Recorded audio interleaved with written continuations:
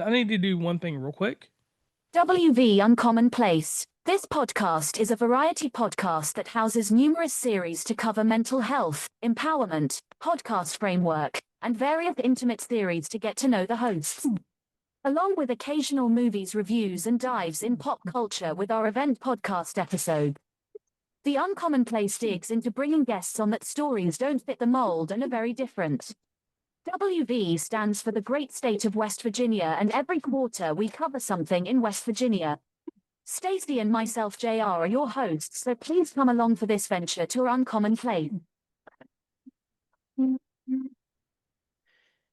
Howdy, everybody. My name is J.R. Sparrow, and I'm here today with a special guest, an amazing guest.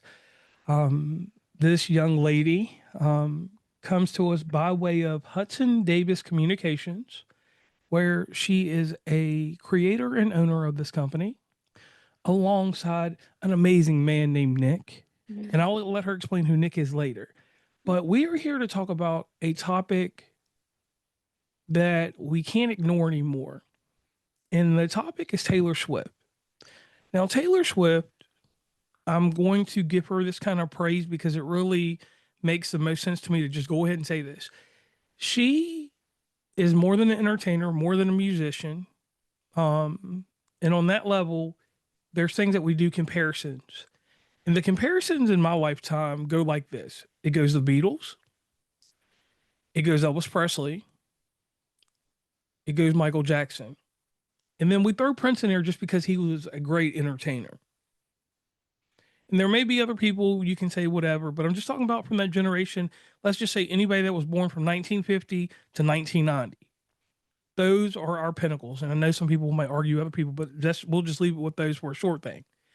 And when you look at success when it comes to marketing and different things like that, a few of them get thrown out of the wind and you're left with one person, Michael Jackson. Michael Jackson in our lifetime, and I have to give him his due, he went from even being on a record player to being a part of a serial as a kid, all the way to what he became all the way, even posthumously after he was gone.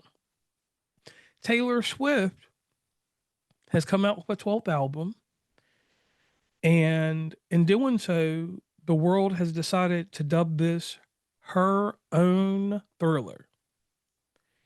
There were a few little things that she did with this that we'll talk about later that worked out in her favor. Obviously, releasing this on physical media, CDs, on heck, she even put it on vinyl. My wife loves vinyl, so we have it on vinyl. But before we get there, the great thing that I always love about this show is we have a beginning to the show. So I would like to introduce to everyone Blair Huddy. Thank you so much for having me. Hi. And the nostalgia question that gets asked on the show is, who are you? But we're not going to do that today because I can do that anytime. Me and you could have just done that and not even did a podcast. But this is what I want to know. What inspired you to become the person you are today? Oh my goodness. Like, oh God, what an open-ended question. There are a lot of things. And honestly, I would be remiss if I didn't say that Taylor Swift wasn't one of them. And I say that because so I was also born in 1989. Okay. And so listening to Taylor, we grew up in the same eras. And so her music was a part of my growing up. But interestingly, you mentioned Michael Jackson. Actually, when I was a kid, growing up, the first thing I ever spent my allowance on ever was a Michael Jackson CD. Oh, Yeah. But I would also say, like, I had this internal drive to be better, or like to do better than my parents had done. We grew up really poor in Los Angeles. And so we didn't have a lot. My parents both worked, and so they were both gone. And so I was just kind of left alone a lot. And so I was left to kind of find my own way. I had to find my own way to school. I had to often find my own way from school. I had to like find my own food. My parents would leave food at home. So I had to figure out how to cook it for myself. And like if I couldn't figure out the instructions, like I was often eating like powdered mashed potatoes, but like if I didn't know how to make it, then I was just Oh, kind of snap. eating. Yeah, yeah. So it was a lot of like double ramen days and that kind of stuff. And so I kind of wanted a better life for myself, and I had that drive to say, okay, I'm going to do better. And so I knew like, my mom, I think either didn't finish high school. I'm not actually quite clear. My mom didn't know who her dad was. So there's like a Oh, big part of my family tree that's missing. And she has my mom is very mentally ill. Um, and she struggles with that a lot. And so there's a big piece of our family tree that's missing. And so I have no idea where that part of my life comes from. And we're not close with our family at all. There's a big rift in the family that kind of starts with my mom because of her mental illness. So like she struggles to maintain relationships because of her mental diagnoses. And so there was always a blockade on the other side of that. Anyway, I could spend the entire podcast talking about that. But I kind of always wanted to just do better than they had done. And so my dad had a bachelor's degree, and I thought, okay, if he's got a bachelor's degree, I should probably go get a master's degree. And that was kind of what I decided. And so I set out to do that, and I did. And so being from Los Angeles, I got my bachelor's degree from the University of Phoenix locally. And then I got my master's degree from the University of Southern California at Annenberg in communications. And the rest is history. okay. And I thank you for that. And your expertise, what brings you here, is because I spoke with your husband, great guy. He knows how to pitch, and your illustrious background. And when I say illustrious, you've dealt with a lot of companies, and we'll dig into that stuff in a minute. But here's my thing, and we're talking directly from the aspect of your marketing and all that other stuff. But as a fan, Mhm. as a fan of Taylor Swift, did you notice this album? Like, because it was kind of a surprise. It was a surprise. Let's just not say kind of. It was a surprise Yeah. because once she got the rights back to her music, which we didn't think was going to Mm. happen, we thought Yeah. there was going to be another Taylor version of something else. Reputation. I thought Reputation was coming. Yeah. Yeah. And we still don't know if it's not coming because there may be songs that are in the vault somewhere we never got to hear, correct? Yeah, I still want the vault tracks for sure. Right. So we know there's something there. But the appeal of her and my wife, I really had to do it. And I hate that I always do the comparison of Michael Jackson. I know a lot of times we get a comparison of her to other contemporary artists, Yeah. such as Beyonce, Katy. Yeah. Let's not even do Katy Perry. Let's just leave it at Beyonce and Lady Yeah. Gaga. Sure. That's enough there. Katy Perry's a different person. She can't be on that echelon. I'm sorry. Yeah. I'm not trying to disrespect her, and please don't cancel me for that. It's just a different artistry. It's a different Taylor is at a different level than I think Katie was, even at her peak, even when she was doing the Super Bowl. I think Taylor is at a different level than Katie was then. Right. And I think what it has to go to is writing your own music, Uh-huh. which that's a quality where she kind of beats Michael Jackson in that because he did Yeah. not write a lot of his music. He helped and he helped with engineering some of it, but he wasn't a musician. Yeah. She is basically the full package when it comes to an artist. Yeah. She can do everything from one point to the other point. Now, we don't know if she masters or mixes. We don't know that.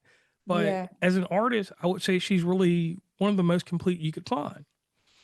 And after the album before this came out and the tour and everything that went on with the airs and everything, I kind of got engulfed in this. Like I came immersed in it. I'm not necessarily a Swiftie, but it kind of um, brought me around. Now we're gonna swing this back over to you. Now there's an evolution of you, and you told us a little bit of your evolution. And when you told us a bit of your evolution, you gave a little bit of your personal life in that, and that personable points that you put in earlier are what we greatly appreciate because that makes you human and not an android. And that's not a joke if you own an Android. I mean, I'm an iPhone user, but it's all right. Android's good for people that like fragmentation in their life. Yeah. Now, with working with companies, and we're going to name drop because you have the ability and you have the chops because you work with these people: Adobe, Apple, Meta. You've even worked with the United Nations. Like that Yeah. right there, if I had that, I would have to get a varsity jacket made like I was in high school and just wear that. Yeah. You have worked with these companies, and working with these companies, like on your journey, you've been moving around doing things. When did you feel like you had a true turning point as a communicator with working with these groups? And the reason I ask that is this, because myself as being a podcaster, always used to tell stories. I'm a blabbermouth. And like being from Appalachia, like I'm from Virginia originally, but I travel everywhere with my job. So like I have folklore, I have stories I can tell people about things. So I knew that I would be a good communicator because the story, I know imagery, I know all the literary devices. I turn them into a audio device. And I don't know if that happened to you, but what was the turning point for you, or what project made you feel like, you know, you had a true calling to be a communicator? No, I would say, excuse me, not to, well, so the calling to be a communicator, I think came from, I didn't know at the time, I didn't have a formal diagnosis, but I discovered that I'm on the autism spectrum. Okay. So communication for me was always kind of a bit of a struggle. I struggled to understand people. I struggled to just interact with people kind of on the same way. And so it became a hyper focus for me to be able to even do that. So I had to try that much harder just to like be able to do it. And so it became a bit of a, autists, we will hyper focus on something. And so to become a communicator became a hyper focus of mine. But I was working for a company called International SOS at the time, and they are a global travel security, international health travel and security company. And it's a very large company. It's a company that you have probably heard of that, but like you've never heard of them. You whenever you travel for business, if you're working for a large organization, Google, Apple, Oracle, Meta, that's the company that I was working for, where I was able to work on all of those projects for those companies. They have business travelers that go all over the world. And when you work for those companies have a duty of care to protect you, right? So if you're traveling for them and you get sick or something happens or there's a security incident, they have to protect you. And they also have relationships with embassies in 99 countries all over the world, including relationships with the United Nations. And the UN was looking for somebody to help communicate. They were introducing the 17 Sustainable Development Goals to broader audiences. They had developed these 17 Sustainable Development Goals that they were hoping to reach by 2030. So they sort of outlined these 17 goals. They call them the SDGs, and they're pretty popular in the corporate social responsibility realm these days. There are other, I would describe the SDGs as a bit of a framework. There are other frameworks that are used in corporate social responsibility. Another popular one is called the GRI, the Global Responsibility Initiative. But the United Nations developed these 17 goals that says, if we meet these 17 goals by 2030, we can say, we are on a good path to sort of keeping keeping Earth a livable planet for humanity, right? So we should be working as companies, we should be working towards these 17 sustainable development goals. And in each one, they outline sort of these really easy to follow almost instructions, right? It is really a framework that says if you're under each one, if you're doing these things. So SDG 1, I don't know them all by heart anymore.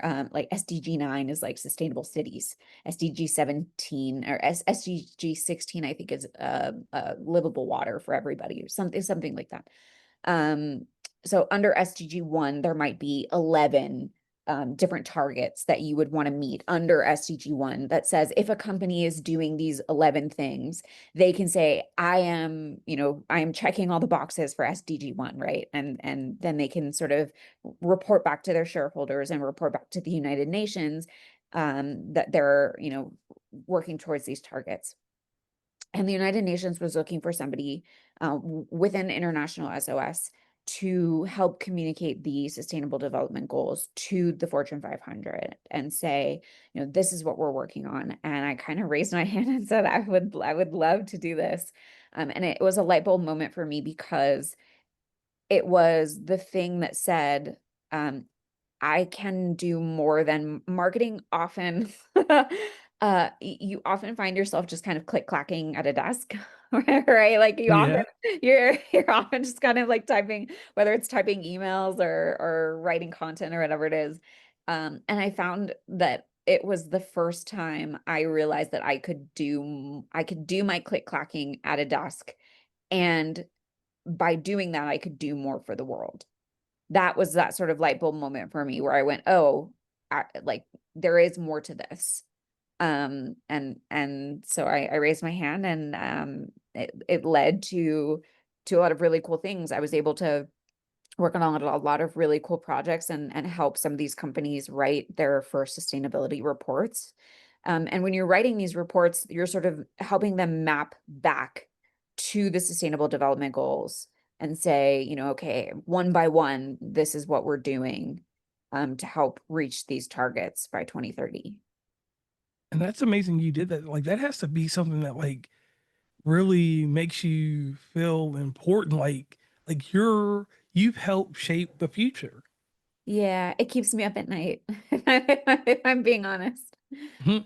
And my next question to you is, with writing these sustainability reports, and working with all these brands, um, if you could take us like on a storyteller perspective, how did you take some of this data heavy stuff in environmental reporting and make it emotionally resonate for audiences? Because when you're doing something like that, Yeah. you've got to meet everybody at their door. It's like Yeah. being a person with a newspaper, and you got to Yeah. throw it down there, and you got to make sure it lands in everybody's yard. It doesn't have to Yeah. land the same way, but it has to land in a way that, like I said, resonates. How did that work for you? Yeah, so I mean, in these reports, you do have to do all the data, right? You do have to sort of tick the boxes one by one, and that can be really data heavy, and you do have to get into the minutia. But you do also get to tell the stories, and what a lot of people don't know, and I'm not going to name like who is investing in what, because I don't think I actually have the ability to do that legally. But a lot of these companies are investing in things like affordable housing, um, or other initiatives like that. And so in doing that, in within these reports, you're able to tell the stories of some of those initiatives, right? And so like in within those affordable housing initiatives and investments, a lot of those buildings are participating in something called the Water Sense program, where like the building is running on like its own water and it's not using the city water. And so it's like fully sustainable, and other programs like that. And a lot of people don't know that. And so you're able to tell these like really hyper local stories, or like you're able to tell the stories of people that, other investments that like it really helped, really hyper local people. And so a lot of times what we would do is like within the pages and pages of minutia, we would do these call out boxes and tell these really amazing stories of some of these investments and what they were, like the Waterson's program and what it did within the buildings, and who it helped within the buildings, or like highlight a story of somebody within the affordable housing development. A lot of people don't know. So like within the 2020 reports, um, a lot of people don't know that like you assume that affordable housing goes to homeless people, which a lot of times it does, but also goes to nurses, teachers. And so like in the 2020 reports, you're talking about nurses who are on the front lines of COVID-19. And so they're able to live in affordable housing and then go to work every day and save people's lives. And so you're able to tell those stories in like these hyper local markets. And so those are the stories that you get to tell in these like call out boxes of these reports. And it helps people understand that like these companies are doing more good than you might think. A lot of them aren't. Right. A lot of Right. them are. And it's crazy that you know that side of the business, because a lot of people don't get that side. And then hearing Yeah. that from you, I really appreciate you doing that, because it's just like, wow, like we don't have to name drop anybody, but we could just say Yeah. company AB or something that is Yeah. that you hear in the news is doing this or that. And then, Yeah. the unseen things, so that has to make you feel good there too. Now, Yeah. um, when you're helping out with everything, you're taking on human health and environmental sustainability. Sorry, I got a little tongue tied there. How do you see these two priorities aligning and sometimes conflicting inside large organizations? Yeah, it's tough because so organizations care a lot about human health. And that's because human health is important because a healthy person has to be able to be healthy to get their work done, right? So um the organization cares about the person being healthy to be able to get their work done, and they have a vested interest in keeping you healthy so you can get your work done. That's why an organization or company will sponsor your health insurance. They want you to be healthy so that you can continue to do your work, and they can meet their goals as an organization. But to me, an organization should also have a vested interest and responsibility to keep the planet healthy, because we all have to live and work on this planet. And if the planet is not healthy, we don't have a place to do our work. Um, so to me, it's a bit of a conflict because I think that it should be healthy planet first, then healthy people. A healthy planet leads to healthy people. True. Um, yeah. And that's science related. Like you could go through that science right there. You just went back to earth science right there. Yeah. If people paid more attention in that class instead of worried about chemistry and physics. Yeah. And I think and at Hudson Davis, we are very focused on working with organizations or on projects that are helping people on the planet. That's what we do. We only work on projects that help people on the planet. And that's why, because we believe that a healthy planet leads to healthy people. And without the healthy planet, there people become less and less healthy. And that's what we're seeing, right? We we cannot thrive without healthy water. We see that. I mean, I'm sure you see that in a lot in West Virginia, but like the prime example of that is in Flint, Michigan. Yes, yes. Without, I've been there. yeah, without healthy water, you can't have healthy people, and the population there struggles. Right. Uh, Even to this day, they still don't have they healthy still don't water. have healthy water. We could have a whole podcast episode on Yeah, that. we will definitely have to come back to that, because, Yeah. man, I'm gonna tell you, I will have to talk to your husband and you after this, because Yeah. I was in Flint in 2023, and we Yeah. won't even go into details because we got another episode to do for that at some For point. sure. Yeah. But I'll just leave it at this. I was there, and leaving West Virginia, I got to come through Ohio and then Yeah. cut up through Indiana to go up, just driving.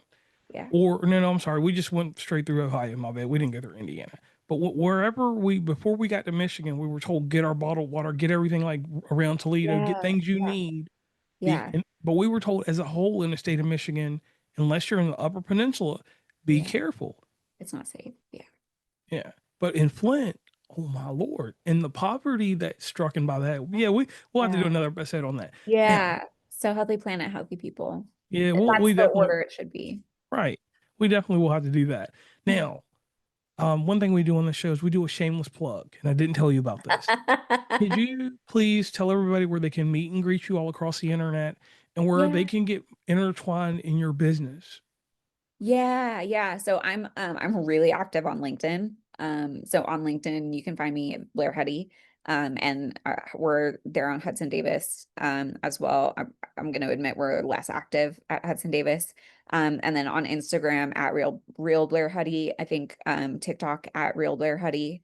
And I think like Facebook you can find me at Blair Huddy. If you want to add me on Facebook, I'll be friends Okay. with you on Facebook. And one thing I want to say to the audience real quick, the great and amazing thing about doing a podcast is when you do a podcast, we have an after podcast effect. And those are called the show notes. In the show notes, you will be able to find everything that she mentioned and where you can meet and greet Blair across the internet if you choose to. No snail mail. We're just trying to keep the world healthy. We don't need to send an email out and have it go Yeah. through a million people's hands. Just shoot an email if you have to, or something like Yeah. that.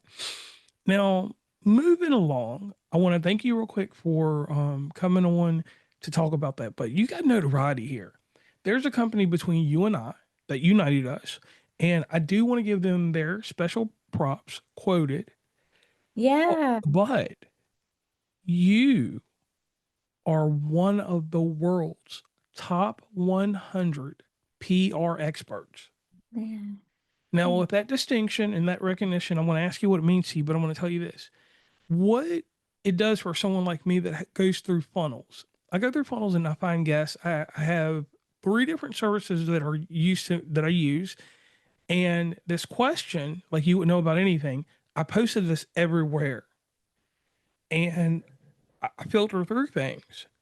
But one thing you got to look at is when you see that top 100, you're kind of like, whoa, what does she do? What's she about? What's he about? you. And to have that recognition, I want to tell you, like, that's an excellence to me. Thank you. And that's something that you can't manufacture. It's about like charisma. Some people have it, some people don't. So having that, I want to tell you, like, you have an excellence in PR, and that's going to always work for you and your counterpart. Especially how he's the yin, you're the yang, or vice versa. So when you see him later, or y'all have dinner, or whatever you plan on doing this evening, please tell him, hey, I'm the yin, you're the yang. Let's keep it that way, or however you feel, whichever way it goes, please. Now, what does it feel like to be in the top 100 over at Quoted? Um, it means so much. And one thing that I love about Quoted is that you have to fight for your spot on that list. So you have to fight every quarter, and the only way that you can do that is you just get placements over and over for your clients. It's all about doing the work. So you have to land the articles, and that's a big part of it. And you know, you have to just do the work. You have to get in there every day. You have to good days, bad days. There are days when you don't want to show up. And I think that that's, when you get um an accolade or something that sets you apart, and you talk about excellence, it's the good days, the bad days. Those are the days that you show up every day. And that Taylor talks about that. She talks about, and we saw that in the Eras tour. There were days that she was sick. There were days when she hurt her hand. There were days when she, anything, and she still shows up for the fans. And that's what sets you apart. That's excellence. Um, yeah. A certain level of fortitude and tenacity that just keep pushing you. And, like I said, and that's where I said, like, when people make the comparison between her and that other lady with the name B, it's a little difference there. And we could go on and talk about that all day Yeah. long and spark controversy and make some things align. But that right there is a difference maker in her and so many other artists. Like, I just there.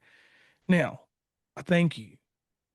But now we're going to get into talking about brand storytelling. Sure. Now, when you look at someone like Taylor Swift, who is effectively a brand unto herself, Yeah. what parallels do you see with major companies cultivating loyalty and community like that? Because y'all Swifties, you all Swifties are some of you have two sides to you. Like, there's two groups. There is the militant group, and then there's the group that everybody loves. The Yeah. militant group, you know who they are. They'll get on there, they're keyboard warriors, and they'll defend things, and nothing against them. I'm not talking bad about them.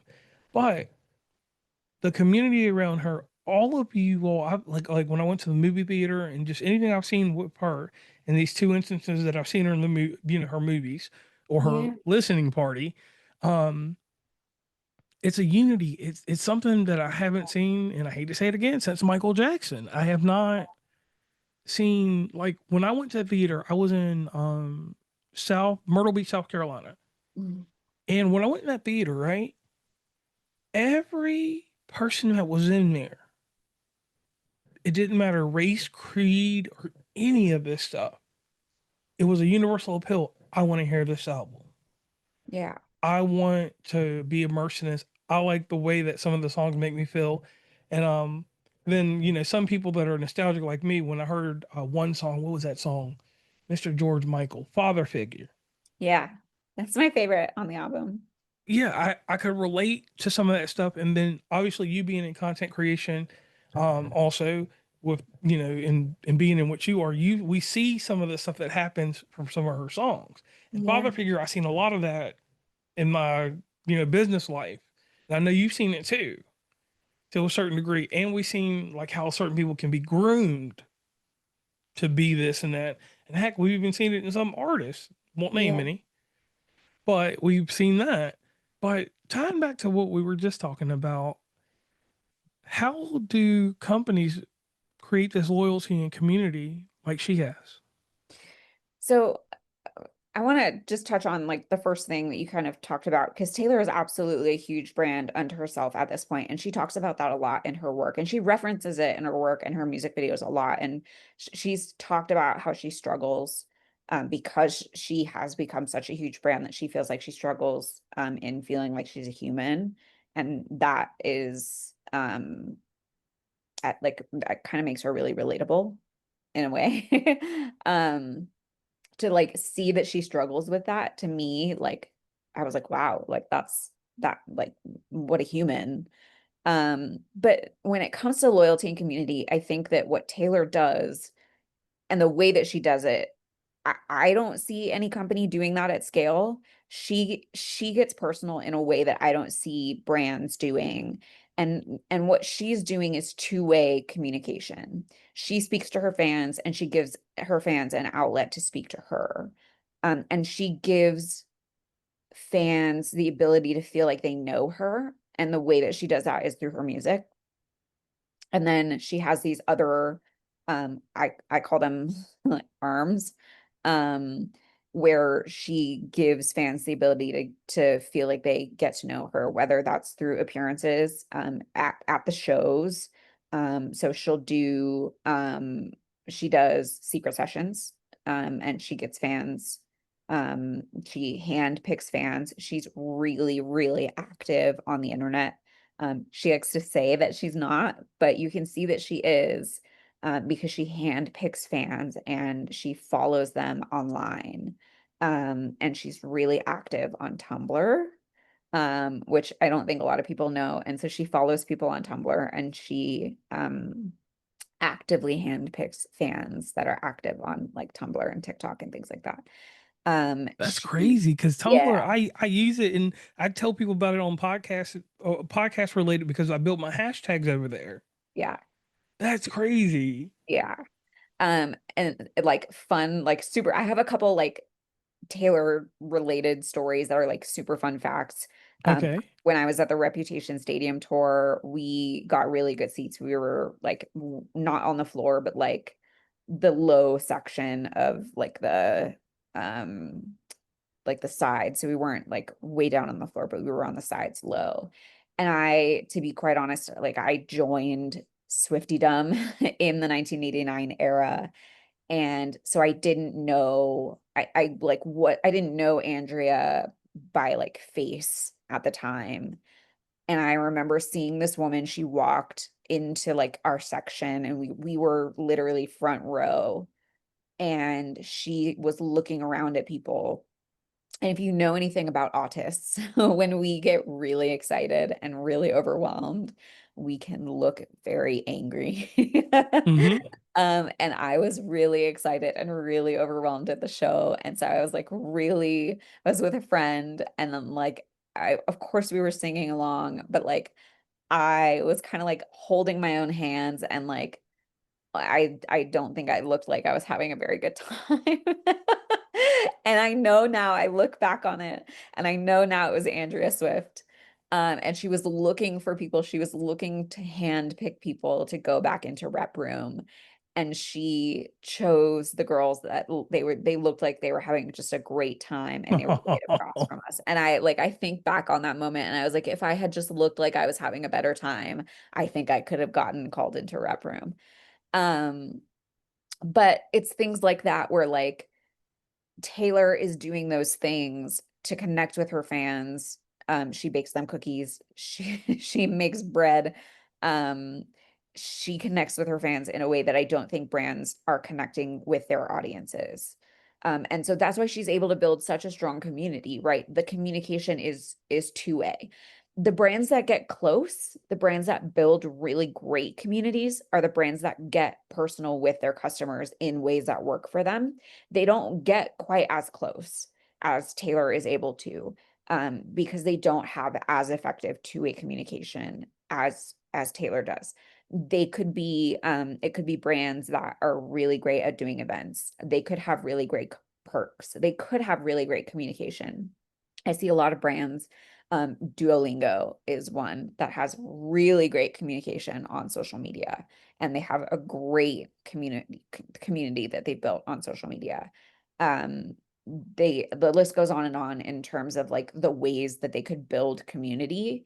They could have really great Reddit channels. I've seen like the Aura rings. They have a really great presence on Reddit, where like they just have really great two-way communication there. Um, so the brands that get really close are the brands that do that really well. But I haven't seen a brand get as close as Taylor does. Right. And I guess it's a certain level of intimacy that she can build. And my wife Stacy even says it's like the whole deal about those signing all those CDs. Like Yes. after performing or working on whatever she worked on, those type of things, like you'll probably talk about a little bit later, Yeah. those things kind of just make her just amazing. They But set her apart. They set her apart for sure. And she does it. She seems to. It feels like you know her, right? But she seems to do it for no other reason than she just loves it. She just loves it. And a company will not do it necessarily for that because they've got stakeholders and shareholders, and they've got to make money. They've got a bottom line, right? They've got to be profitable. So a company is not going to do things just because they love it. I mean, some companies will. But like a company is not going to give away 2,000 of whatever it is that they produce, just because they can, and like for the sake of loving it, right? It's just right, not the right. same. Right, they won't at all. Now, one thing I want to talk about though, with the media and the stuff, we Yeah, can go back to the Eras tour. You went to see the Eras tour, right? I And you did. were in a good locale for it because you were one of the major filming points, right? Yeah, so I was actually in LA at the last night of the night. I was at the last LA night. I was at the 1989 announcement. Okay. Yeah. So yeah, so you were definitely video. Um, how did it feel later when you were able to see this one Disney or go to the theater? Because we went to the theater and seen it, and everybody, I'm talking about like, we do a movie review podcast outside of this, and we talk to different companies about like the ticket sales and everything. Sure. In West Virginia, in the capital of Charleston, there's probably only like, I want to say somewhere around like maybe 10,000 people, Okay. and they sold out the theaters for 7 showings a day for 5 days. So that tells you that that small, minute number in West Virginia stayed on top of it. And in my hometown of Lynchburg, Virginia, through AMC, and then the Regal that was in Roanoke, both of them had 10, 12-day sellouts Wow. on on these 7-day show. I mean, 7 showings a day, and that's insane. That is insane. But tying it back to you, what did it feel like knowing that somewhere in that video you were a part of that tour? You're immortalized on Disney Plus. Um, I honestly never think about it, if I'm being honest. Okay. Yeah, I just don't think about it. I mean, being able to go, knowing that there were so many people who weren't able to go, um, I that's what I think about. I think about going to the show. I think about the fact that I was able to be at the 1989 announcement and like that moment, that album for me is that's like the album that resonates the most with me. So those are the memories that stick out the most rather than like I look back on those moments and that's what I remember when I watch it back on Disney Plus. Sorry, I never think about I never think about that if I'm being honest. Because Okay. I was like we so I was the there's a little bit of a backstory too. I was one of the fans that had tickets to Loverfest. So like before the Eras tour and before the pandemic, she was actually scheduled to do like what was going to be the promo for Lover. So I had tickets to Loverfest and then everything got canceled because of the pandemic. So um for those of us who both had tickets to Loverfest and were Capital One customers, we got ticket sales the day before they went. Whoa. Yeah, yeah, yeah. And so I got my tickets for $100 each. Yeah. What? Yeah. But so and I got them the day before they went on sale because I had tickets to Loverfest and I was a Capital One card holder, but we were in like the nosebleeds. And so what I remember and when I think about when I look at like Disney Plus, I am like just like a dot in like the upper corner of like the backside of like one of the corners. Um, but I mean, just what an amazing experience it was to be there. It had to. It had to. Now, Taylor Swift, her success hinges on two things: emotional investment and participation from her fans. In a B2B2 market, emotion is often overlooked, and how can companies apply this same principle to engage audiences at a deeper level without, and I'm going to add a twist to this, without losing their corporate structure? And the reason I'm going to ask it that way is because I'll give you an example of a brand, and you can tell me if this resonates with you. Um, you're do you drink milk I don't. Well, I drink like alternative milk. I drink oat or milk. alternative milk? All right. Well, you drink alternative milk. How is that milk advertised to you?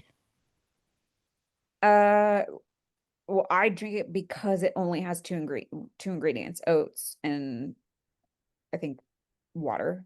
But what I'm asking you is, how was it advertised to you? How did you find out about it? Oh, my husband picked it at the store. All right. So your husband's persuasion and his emotional investment into getting this product, he grabs it and he's like, honey, this is what we should drink. And before you drink it, you know nothing about the taste, the smell, or anything that has accompanied it now. So because of his persuasion and because of time that you've had with him, sort of like the fans with her, you you got invested because of him, basically, right? Yeah, well, and I made the choice. I make the product choice because it has the least amount of ingredients. It has like nothing else in it. Okay, and but you can see where I'm trying to go with this. Like Yeah. you see kind of like how she engages the audience. Mhm. How can a company, and you've answered part of this, but how can a company, let's say a smaller scale company, Uh-huh. engage with an audience like Taylor Swift? Okay, so did you ever watch that show Undercover Boss? Yes. That and for the people listening who might have not watched that show, it was a show where the CEO of the company would go undercover at like very low levels within the company.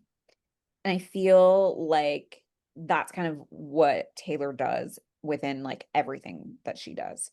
And every company would benefit from that right now without the TV cameras. In order to be able to engage with people in a deeper way, you need to know what it's like at every level of your company, all the way down to the bottom, all the way down to what it's like to be a janitor. She she took the time to take a picture with every single person who worked on her latest music video. The number of people who worked on that music video is immense. And she like had just worked on at a huge music video. So the amount of time and effort and then exhaustion, and then you take the time to take a picture with everybody that was involved is a level of commitment to every single person that has worked on what you're working on. She has an understanding of everybody that's involved in bringing what she does to life, whether that's the boom operator or the janitorial staff that makes sure that the studio that she's using is clean. You've seen pictures of her tipping the NFL stadium staff hundreds of dollars, right? That's where I think that's often overlooked at companies, and in like beauty marketing, companies are overlooking that level of engagement and depth. Um, they're overlooking that level of granularity. Yeah. Okay. Now, one other thing that is kind of crazy, and I don't know if you picked this up from her this year. Now, she was involved with the NFL with Travis Kelsey, but this year I spotted her. She was at a University of Cincinnati football game that happened to be at Kansas City Stadium. We won't go there, but we'll just they had a game there, and she was there. They showed a few clips of her. It wasn't like her NFL because she actually runs that team, I believe. But you know, for her to do the little college deal, which she didn't have to with Travis, she could have just told him to go for his brother and not care. And she was on camera just for a little bit. They talked about it for a little bit later on. It became a big deal on TikTok later because, like, whoa, she went to his alma mater. How do you feel the different transitions that Taylor Swift makes from, you can go back to what, Folklore, which a lot of people are here and there on that album, till now. How do you feel about her business structure changing from what she was at Folklore to now? As a fan, how does that like resonate with you, like when you go out and do business with people and how you carry yourself? So my husband is a folklore girly. Okay. Ooh. That's his album. He loves that album, and that is the album that got him into Swiftiedom. Um, so what I love about Taylor is that she can do things like Folklore and Evermore, and then do something immediately after like Midnights. And then do something after that, like Tortured Poets Department, and then do something after like that, like The Life of a Showgirl. They're all so very different. But what what she does is immerse herself in the era. The eras are um they are totally packaged, right? So she does a total and complete immersion from what she wears to um the stylistically, to the merch, to sonically, to there's just total immersion. um when it comes to the business aspect of that, one, as a fan, I love it, because we get to explore different aspects of our personalities. And so like for me, uh like this year has been my like very sad Evermore slash Tortured Poets era, where like I've just been in a really like sad, dark place, and that's been unfortunate for me. But I've had other times in my life where like you just, what she gives you is an album for every era in your life. And so as you go through your life, you can sort of resonate with a different aspect of her music. But back to that, because she packages everything so kind of, she focuses on everything so completely, business wise and brand wise. um it's super, super smart.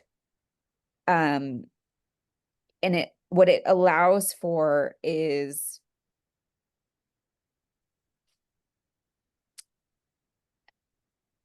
sorry for the long pause, I'm gathering my thoughts. Oh, take your time. I'll put a little filler in here real quick. While you're doing that, get your thoughts together. One thing I would like to say that I thought was very amazing, and I don't know, I didn't. Now you have to understand, my wife is the Swiftie. Yeah, I listen because I'm a connoisseur of music. sure. I don't know how I got suckered into going to a listening party. And when I went to this listening party, and I'm telling all the audiences because this is just funny. Me and you both know that there's a little vulgarity to the new album. Yeah. And when we got to the theater, my wife, when Father Figure came on and she didn't hear Yeah. certain parts, Yes. she looked at me all crazy. It's like, this is not for the kids. And her voice got a little angry. And I'm thinking to myself, I'm like, everybody's supposed to be able to come. We can't say certain words in front of, because we have to think about everybody's sensitivity. And she looked at me again. And even when we did a podcast covering the album and the show, she Uh, said, kids didn't have, we could have had two versions. Like we can get versions of everything else. We should yeah. have had two versions. I like the vulgarity, she said, because it's a certain creative freedom that not Yeah. every artist can do. Sure. Yeah. I mean, for me, I am slightly older than Taylor. She was born in December. I'm born in May, even though we're born in the same year. So I'm 36. She's still 35 for a few more months. Um, as a 36-year-old woman, I'm allowed to say that word. Like, she's almost 36, like she's a grown up, you know? So I think it's okay. Um, yeah. Did I take you off the question with what I just Yeah. told Do you? you mind, do you mind just re-asking Oh the yeah, well, going back, I was just asking like from one era from folklore till now, like as a business structure, like how she's built everything up. How has it helped you and how you carry yourself and how you do business? Like so what era? Like, let me do it this way. I'll be sorry about that for cutting you off. I'll be more specific. So 1989 is your era, right? yeah, that's my era. All right. So 1989, if we go through and dissect it on that album, Yeah. what songs? And we'll do this is fun. What songs bring you joy? Oh man. Um, uh, New Romantics for sure. Style, blank space. Style, I mean, style is just a bop. But okay, the vault tracks, I am I just the vault tracks on that album tickle my brain in a way. I actually have a playlist on Spotify called Just the Ones That Tickle My Brain, and it is literally just the five 1989 vault tracks. Um, and Cruel Summer Okay. from Lover. So for me, Is It Over Now is just uh yeah, that one for me. Um, and then um yeah, the vault tracks for sure. Okay. Inspired. Yeah, And, those and are what's crazy about her Volt tracks, they remind me of the nostalgia like when I was a kid, when we would listen to music in general, they had B side. yes. And then because A side was everything that has to be commercial, want to Yep, get a yep, music video, be on MTV, blah blah blah. yep. But the B side, and you know it like I know it, that's her B side. And they That's her just call it Vault B-side. tracks. And it's like we love the B side, we love commercial all day long because we know Yeah, what that has to do. It has to attract that actually has to do the entertainment. But the yeah, B side is what educates and entertains, in my opinion. yeah. I don't know about you. I agree. And I notice like when my wife listens to certain things, like the stuff off the vault and things, it does that. Yeah, Educate and entertain. yeah, The other stuff does some different stuff. I mean, it does it to a degree, but that B side is so much it's such a richer experience. Now, on 1989, some people consider that one of the better albums or the best album. I hear a sure, lot more of it being the best album. sure. Me personally, I'm not gonna say 89. I'll say 89 is good. I'm not gonna say it's like, but for you, it personifies who you are, the year you were born, and it gives Yeah, you a close relation. And she's able to market that to everybody from 1989 because you and her, like you said, if you pay attention to it, you grew up together. In yeah, 1995, whatever she was watching, you were watching, could have been Doug, Rugrats, whatever, or whatever yeah, cartoons. And even though yeah. I'm just like 3 years older. I mean, I was watching that, but I was like older. I was ready to play Yeah. video games or do this and that. So you and her grew up, and you had the parallels. Like you remember when America Online was the thing to get on. You remember the Yep. internet when it started. Yep. So having someone that you can relate to so deeply, and someone that is very I don't even have the word to use for it, but the thing is, like, we've seen, like, in the last year and a half, she's had certain people in her life that have had certain issues that have carried over to her. Uh-huh. And on this album she addressed that she likes people that have been canceled. Yeah. um Yeah. Certain people in her persuasion, namely a young lady that she's Yeah. friends with. Yeah. We thought A lot of people thought opposite of that. They thought that, she did not want to have anything else to do with this young lady, even though, we knew, you knew that I didn't know, but you really knew that in her artwork, she was going to address it. She wasn't going to sit here and give you something so blatant that you could go out here and say, "Hey, Miss Lively, she's telling you this." Yeah. Yeah. She's going to put it in a song because she didn't have to Yeah. write any more songs about this one thing. Taylor Swift was famous for heartbreak, Yeah. heartbreak and anguish. Yeah. And me and you both know, as a marketing deal, it has worked for a long time for her. And I know I'm going Yeah. on, like I'm going wild with this. And I'm sorry about that because I Oh went no. completely off. We have a semi script we do audience, and we follow it to a certain degree. You notice I don't follow everything, but I follow some of it so it gives you a little Yeah. familiarity and makes it easy. But to you, with this album, how she addressed the social situation she got into, because we Yeah. all Yeah. get into these things as adults. Me and you deal with people that sometimes do things that are flagrant or are part of flagrant nature. Let's do that. That's a better way to say it. Yeah. People that are part of flagrant nature. And when that nature comes back to us, where we're not part of it, but we're associated with that person, it's by Yeah. proxy. Yeah. How do you feel great and appreciative of how she addressed it with the new song? I do. I mean, I think this isn't the first time she's done that. She addressed her master's heist in Midnights. She addressed it in Folklore. So this isn't the first time that she's kind of addressed other personal issues, other than heartbreak and anguish. She's also addressed her father's um cheating on her mom. Um, so she's always, but the thing is that she's always done it in the music. She's never she like she's such a master at PR, and I will say this, every company needs their version of Tree Payne, who is her publicist. Everybody needs a Tree Payne in their room. She tries not to address that much in the tabloids. But she is still a master of the tabloids. And what I will tell you is, being from LA, if you know about it, it is PR. And so she's like, if like, and don't forget, and I'm sure you know this because you know a lot about Hollywood and the studios and all of that. The studios own the publications. Um, so they own the media. So if you know about it and it's in the news, it's all part of the PR cycle. And she's a master at that, at telling the story in the news and owning the narrative and making sure that she is in control of the narrative. Um, but she's always, always, always been the most honest in the music. And we could have a whole other podcast about what she's been the most honest about in the music. Um, and I'm just gonna leave that at that. Yeah, okay.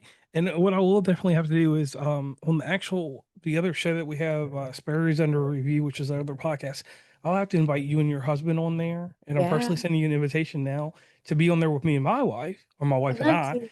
because we can go into detail about the album, and that would be an Yeah, amazing thing. Which I'll talk to you later after we're done with the broadcast. But to wrap things up, because we got a little tight for time, because we keep the show kind yeah, of concise, I need you to do me this huge thing. And this thing right here, it's the mission statement that you've given to us earlier, and you did give it to us earlier about Earth, then people. But I need to know your mission statement to all the Swifties and everyone else that gets intertwined with this. What is your mission statement to them today? What can they do that is outside of Taylor Swift, but inside y'all's community? So one of the big things that I tried to do in my life was to try to figure out my own mission statement and what I was going to live my life by, and sort of how I was going to let that lead me to wherever I was going to go. And my two are kindness and intention. And so, whether you're a Swiftie or not, trying to figure out what your sort of rules that you're going to live by, whether it's 2 or 3 or 5, figuring out what those are for you. Swifties, we like our friendship bracelets, and I think, kindness and intention are two pretty good ones. And I think Swifties would probably identify with those a lot. But I would say figuring out what those are for yourself, and then letting those kind of drive, and letting those help you drive as you are on your journey. Okay. And I want to thank you, Blair Huddy, for coming on with us and immersing in this podcast with us and talking to us. And I want you to tell your husband, once again, thank you for him coming to the forefront and answering the requests that I had out there. And we're going to definitely have to bring you all back on, because we've got at least one more episode on West Virginia and Commonplace, and then one more for Sparrows Under Review. Because I think if we do a cover, we could all talk about the different eras of her music. That would be kind of an anthology set, almost, or a little bit more than an anthology. So here's the thing, real quick. I want to tell you, we give a testimony to the people that come on the show. So here we go, Blair. The hardest thing in life is thinking outside of a box, not accepting a norm. I have a young son. His name is Landon. He suffers from something called PPD and OS. He's part of the spectrum, but highly functioning. And being a highly functioning person, such as yourself, and knowing that there's certain things that drive different natures out of you, because that's the word we should properly use, natures out of you. You conduct yourself in society in a way that works for you. You toot your own horn. You don't have to follow a linear expression. And that's the greatest thing that someone can do. And in helping these companies, you're providing a non-linear expression that they wouldn't otherwise get. Because me and you both know, in the corporate structure, you're always taught to draw a straight line. You go up and down, east and west, north and south. There's no diagonals to it. There's no nothing. It, like I said, completely linear. And being able to step away from that and be yourself and be a creative and to enhance people's lives. That's something that I told my son, and I will tell you today, that I don't have. I don't have that, because I can tell you all kinds of stuff. My words can catch you. I know how to do hooks because I've taught the formula. I'm that linear expression. You're not. And that is a difference in the world that we need more of. The linear expression is fine because we got to have a norm, supposedly. But when someone, an entity or something comes along and they can get out of that expression, and you make your own algebraic expression, because that's what we use linear stuff for anyway, expressions and that number line and everything, it makes for a better world. The individuality that you provide, that your husband gives, when you put together, that's a duo, but it's not Duolingo because that's not two different languages. That represents something that Taylor likes. You provide something that she provides, and that was the main marketing thing and why I brought you on here. The individualities that your husband spoke of about you and what you've done and what you have presented here today, those are what make it, when you get up in the morning, you take your shower, or if you don't take a shower, you look in the mirror. The first time you see that reflection from that mirror, that individual there can't be duplicated, manufactured no other way. And with what you put in the world, it can't be manufactured any other way beyond what you produce. So please keep doing that. Hold on to everything that's true with your morals and everything that you encompass and what you provide in the world, because what you provide in the world, it may seem minute to you, but even in Taylor Swift, it provides a service. And we both know on certain scales that she may not see everything, but we all know as humans we feel. And as long as you can keep feeling and you don't become an android or anything from Blade Runner, the world will stay great. So I want to thank you for coming on the show.